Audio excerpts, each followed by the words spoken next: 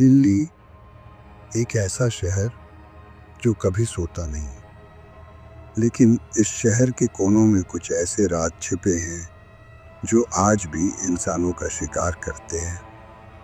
एक ऐसा शहर जो दिन में रफ्तार से भागता है, लेकिन रात में इसके कई इलाकों में सन्नाटा पसरा होता है।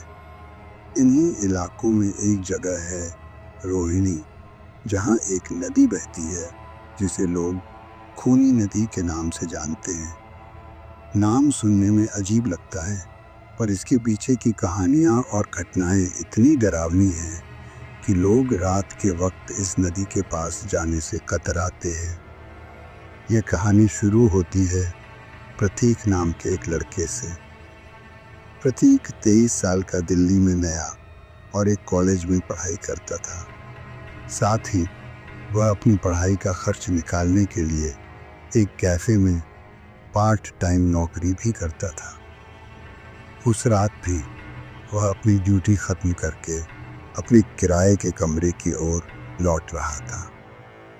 रात करीब 11 बज चुके थे। रास्ता सुनसान था और चारों ओर गहरा सन्नाटा फैला हुआ, और तभी उसे एक अजीब सी आवाज़ सुनाई दी। वह किसी लड़की के रोने की आवाज़ थी। शुरू में प्रतीक ने सोचा कि शायद उसका वहम है, लेकिन जैसे ही वह थोड़ा आगे बढ़ा, आवाज़ और भी साफ सुनाई देने लगी। उसका ध्यान नदी की ओर गया। नदी के किनारे पर एक लड़की बैठी हुई थी। सफ़ेद कपड़ों में, लंबे खुले बाल, चेहरा झुका हुआ था और वह लगातार रो रही थी। प्रतीक एक संवेदनशील और मददगार स्वभाव का लड़का था। वो तुरंत उस लड़की के पास गया और पूछा, क्या आप ठीक हैं? इतनी रात को यहाँ अकेले क्या कर रही है? लड़की ने धीरे से अपना सिर उठाया और उसकी आंखें आंसुओं से भरी हुई थी। उसने कहा, वो चला गया। उसने यहीं पर अपनी जान दे दी थी। अब मैं हर रात उसे ढूंढने यहाँ आती हूँ। प्रतीक थोड़ा घबरा गया, लेकिन उसने खुद को शांत किया और पूछा, कौन चला गया? लड़की ने जवाब दिया, मेरा मंगेतर। उसने इसी नदी में कूदकर आत्महत्या की थी। प्रतीक को इस खूनी नदी के बारे में कुछ नहीं पता था, क्योंकि वो दिल्ली में नया और उसे इस जगह की कोई जानकारी नहीं थी, न ही इसके अतीत की। वह बस यही समझ सका कि लड़की बहुत दुखी है और शायद उसे किसी के सहारे की ज़रूरत है। लड़की ने उसकी ओर देखा और धीमे स्वर में कहा, क्या तुम थोड़ी देर और मेरे साथ बैठ सकते हो? आज मुझे किसी की ज़रूरत है। प्रतीक इंसानियत के नाते रुक गया। वे दोनों चुपचाप बैठे रहे। रात और गहराती गई। ठंडी हवा बह रही थी और आसपास की खामोशी अजीब सी बेचैनी पैदा कर रही थी।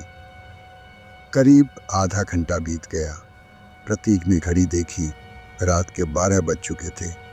उसने लड़की की तरफ देखा और कहा, अब मुझे चलना चाहिए, घर काफ़ी दूर है।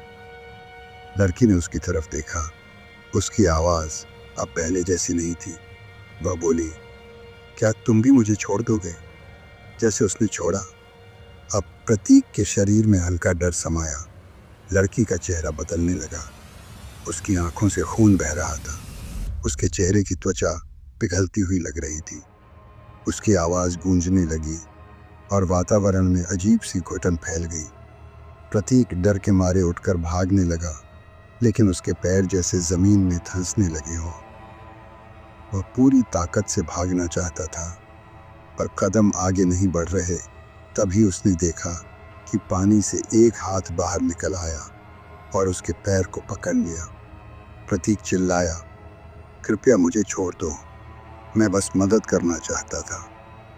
उसका चिल्लाना दूर तक गूंजा, लेकिन कोई सुनने वाला नहीं।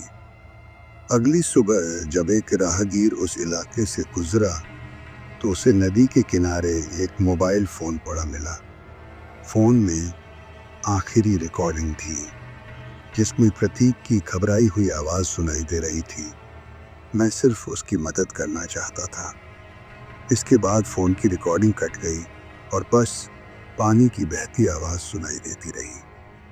प्रतीक का अब तक कोई सुराग नहीं मिला। पुलिस रिकॉर्ड में उसे लापता घोषित कर दिया गया, लेकिन स्थानीय लोग कहते हैं कि उस रात के बाद अब वह लड़की हर रात फिर से उसी जगह बैठी दिखाई देती है, किसी नए शिकार की तलाश में। कहते हैं कि खूनी नदी हर साल एक नया शिकार लेती है और उस आत्मा को चैन तभी मिलता है जब कोई और उसकी जगह ले ले। तो अगली बार अगर आप रोहिणी की उस नदी के पास से गुजरें और कोई लड़की आपको अकेले रोती हुई दिखे, तो बस एक बात याद रखना, कभी पीछे मुड़कर मत देखना।